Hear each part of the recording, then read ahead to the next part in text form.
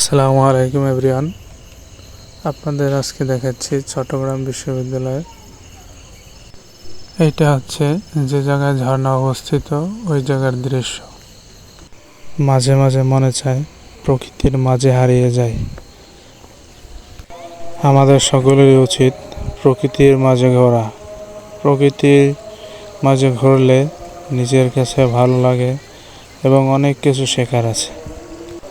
প্রকৃতি মানেই শান্তি, সৌন্দর্য আর আত্মার পরশ।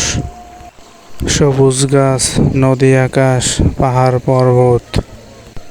যখন ক্লান্তি ঘিরে ধরে, তখন প্রকৃতির মাঝে একটুখানি সময় কাটালে যেন আত্মা নতুন করে বাঁচতে শেখে। প্রকৃতি কখনো কথা বলে না। পাখি প্রকৃতির এক আশ্চর্য সৃষ্টি।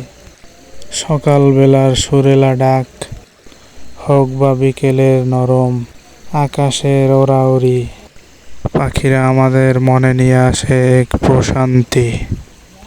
যে পাখি যায় উড়ে, সে কি বোঝে না আমাদের মনের ভিতর কতটা পড়ে।